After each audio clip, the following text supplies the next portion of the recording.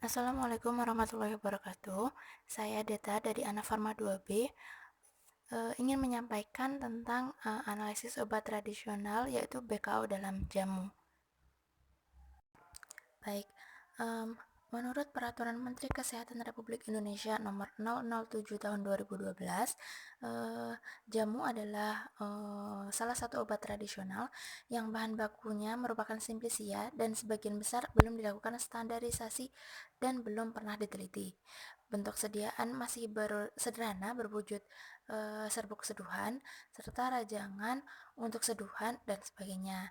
Nah, jamu yang beredar di Indonesia ini tidak boleh mengandung BKO atau bahan kimia obat yang merupakan hasil dari isolasi atau sintetik berkhasiat obat.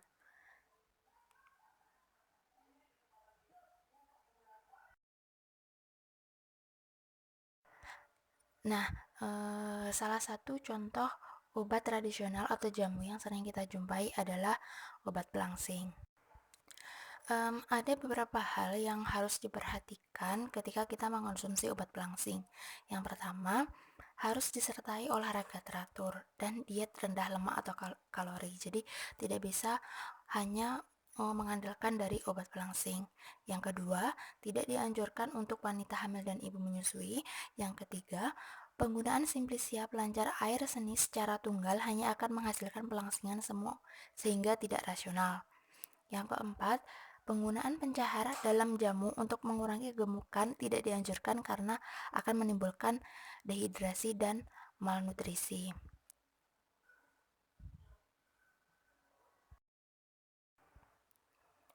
Nah, seperti yang telah saya sampaikan sebelumnya, bahwa obat tradisional maupun obat herbal terstandar dan fitofarmaka ini tidak boleh mengandung bahan kimia obat atau bahan kimia sintetik atau hasil isolasi yang berkhasiat.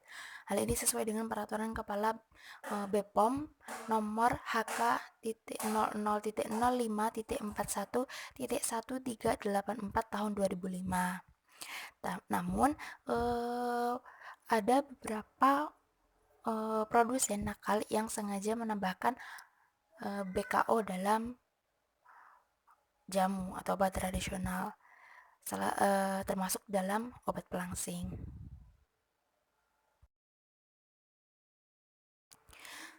Berikut ini adalah kasus atau berita yang muncul pada sekitar tahun 2010 mengenai obat tradisional yang mengandung BKO. Salah satunya adalah dalam jamu pelangsing yang mengandung bahan kimia obat. Baik, jadi kenapa sih BKO itu dilarang? Nah, seperti yang kita tahu, obat tradisional di Indonesia itu diedarkan secara bebas, sehingga konsumen dapat menggunakan setiap saat bila dikehendaki. Nah, bila obat tradisional tersebut terdapat BKO, maka penggunaannya itu tidak bisa terus-menerus atau berlebihan, sehingga nanti kalau berlebihan akan menimbulkan risiko yang membahayakan kesehatan tubuh. Karena pada banyak kasus penambahan BKO dalam obat tradisional itu tidak sesuai takaran, seperti itu. Tidak sesuai takaran dosis karena BKO itu kebanyakan digunakan pada obat keras, jadi harus sesuai dengan resep dokter. Nah, salah satu bahan kimia obat yang sering ditambahkan dalam obat pelangsing adalah sibutramin hidroklorida atau sibutramin HCl. Sibutramin HCl ini mempunyai warna putih dan berbentuk serbuk kristal dan memiliki berat molekul 334,3 gram per mol dengan titik lebur 191 sampai 192 derajat Celcius, dan sibutramin HCl ini larut dalam metanol dan air. Nah, sibutramin HCl ini merupakan obat yang digunakan untuk penurunan berat badan. Obat ini merupakan golongan obat keras yang hanya diperoleh melalui resep dokter karena dapat meningkatkan tekanan darah. Nah, obat ini merupakan senyawa kimia turunan dari siklobutan yang bekerja dengan cara menghambat ambilan atau reuptake norepinefrin, serotonin, dan dopamin. Dengan pengawasan dokter, nah Sibutramine HCl ini digunakan sebagai terapi tambahan dalam program penurunan berat badan dan nutritional obesity patients. Jadi tidak bisa digunakan sembarangan seperti itu. Jadi bagaimana sih mekanismenya? Kok bisa sih Sibutramine HCl ini bisa menjadi obat untuk obesitas, untuk menurunkan berat badan. Jadi mekanismenya itu adalah Sibutramine ini bisa menekan nafsu makan dan rasa lapar. Dia menghambat reuptake serotonin yang di otak bersama noradrenalin atau NA dengan mengendalikan rasa kenyang. Nah, Rimonabant itu dia akan memblok reseptor cannabinoid yang bila diduduki oleh endokannabinoid akan menimbulkan rasa lapar. Nah, dia mengandung zat aktif yang bersaing dengan glukosa untuk reseptor yang sama. Jadi hipotalamusnya itu akan dikelabuhi sehingga rasa lapar itu tidak akan muncul. Jadi kita akan merasa kenyang. Nah, Sibutramine HCl ini mempunyai efek samping diantaranya yaitu peningkatan denyut jantung, jantung berdebar, peningkatan tekanan darah, sakit kepala, kegelisahan, kehilangan nafsu makan, konstipasi, mulut kering, gangguan pada alat perasa atau indera perasa, vasodilatasi, insomnia, pusing, berkeringat, dan lain-lain.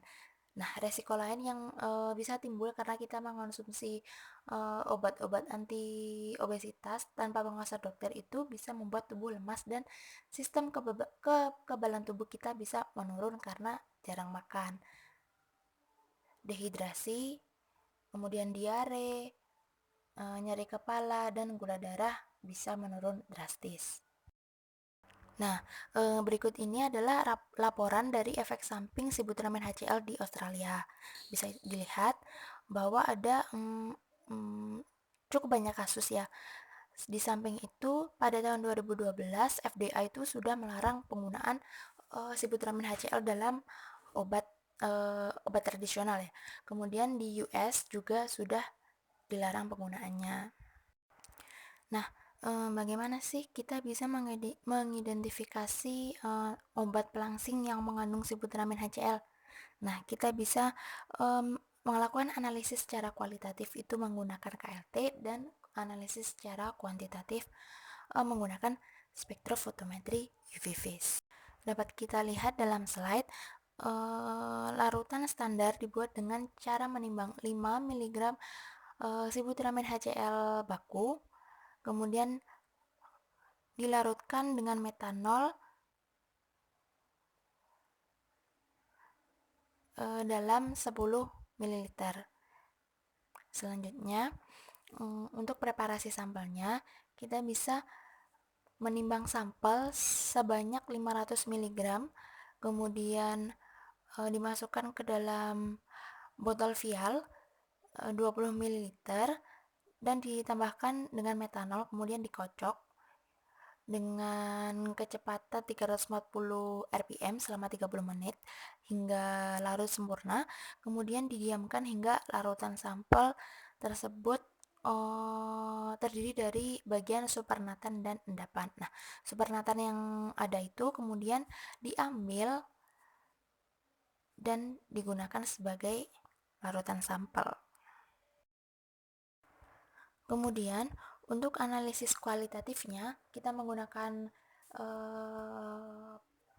fase diam yaitu silika, plat silika. Kemudian untuk fase geraknya atau LW-nya kita bisa menggunakan aseton dan kloroform dengan perbandingan 7:3. Seperti biasa, sampel ditotolkan ke plat KLT, kemudian baku atau standar Sibutramine HCl juga ditotolkan pada plat KLT, kemudian dimasukkan dalam chamber yang berisi L1, kemudian ditunggu hingga sampai pada batas atas. Selanjutnya bisa diamati pada lampu UV 254 nanometer dan 366 nanometer. Kemudian kita bisa menghitung RF-nya. Selanjutnya, untuk analisis secara kuantitatif, kita bisa menggunakan spektro UV-Vis ya. Jadi noda yang muncul dari analisis kuantitatif, maksud saya kualitatif, yang sejajar dengan larutan standar sibutramine HCl itu diambil atau dikerok, kemudian dilarutkan dengan metanol sebanyak 5 ml, kemudian diaduk hingga larut dan diamati menggunakan spektro UV-Vis. Seperti itu. Demikian penjelasan yang saya sampaikan. Bila ada kurang lebihnya, saya mohon maaf. Terima kasih. Wassalamualaikum warahmatullahi wabarakatuh.